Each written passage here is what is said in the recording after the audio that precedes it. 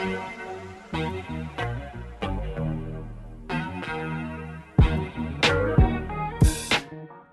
so we're going to move on to our next story here. This is a story that I've kind of been hesitant to cover for a couple reasons, but I feel like it's time to cover it because we've gotten enough information on it. So, and I really kind of want to cover just certain elements of it, but I'm not going to sugarcoat it. So, what's going on in New Mexico right now, or this year, was there was a cult.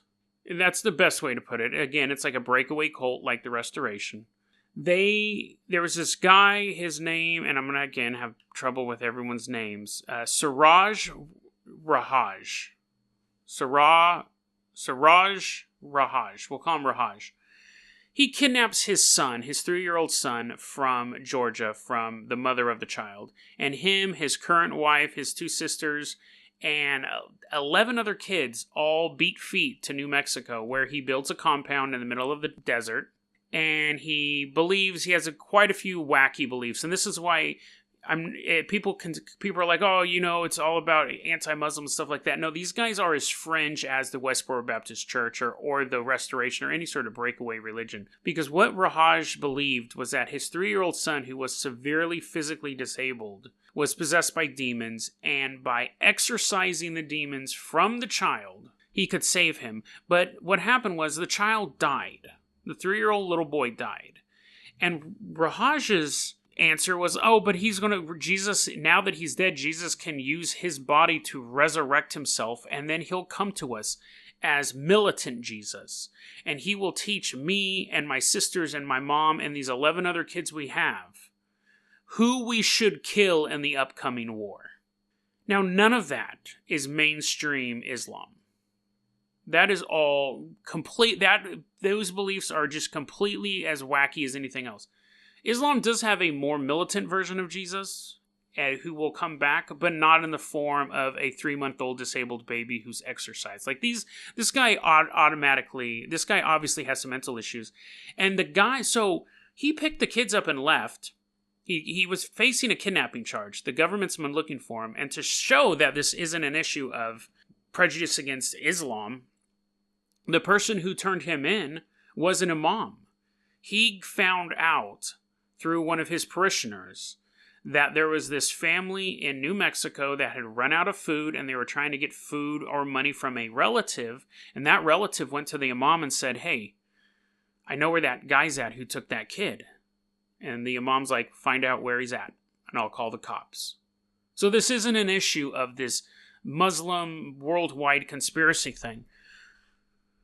Where it's gotten to be weird. I mean, that's already weird with and you know, people a lot of times I feel like the little boy's death is getting overridden.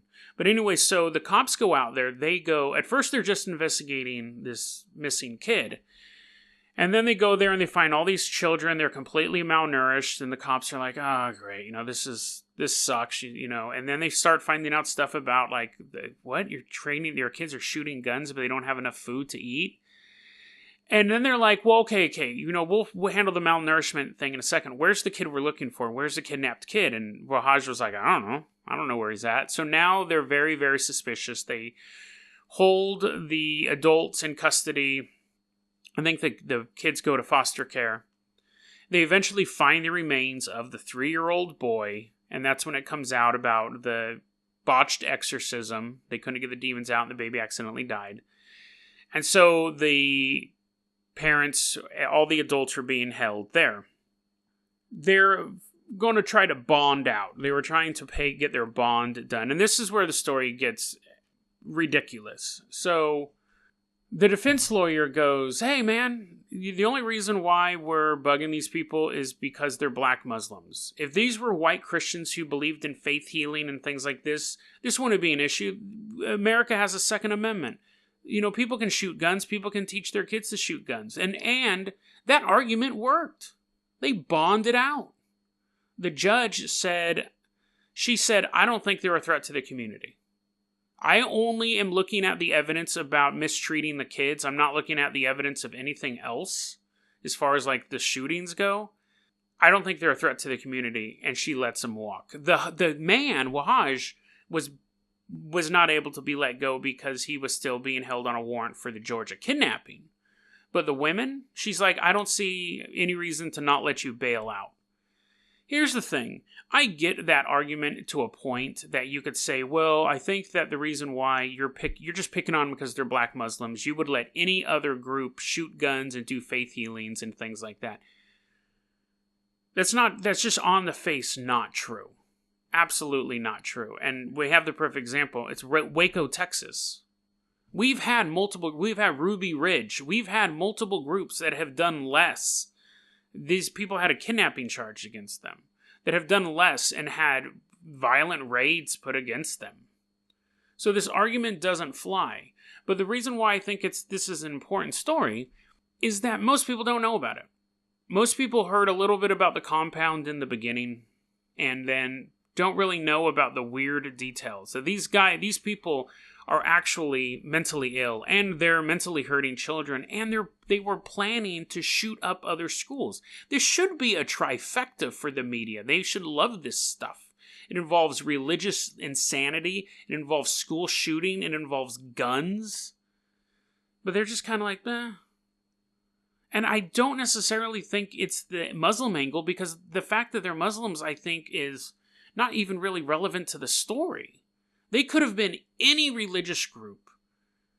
They could have been absolutely any religious group. The story would have still played out the same, I believe, except for the judge letting them out. Because I don't know what she was thinking. Even the governor of New Mexico was like, I completely disagree with that decision.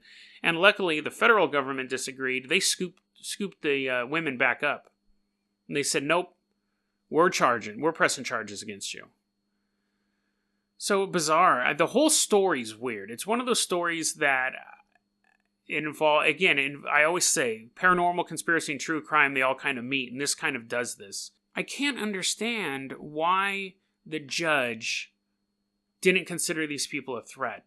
Because they're definitely, at the very, very least, even if you don't buy into the whole conspiracy of the school shooting, trying to train them to be school shooting, you could go, well, prosecutors are just making that up. A child died. A child was kidnapped and died.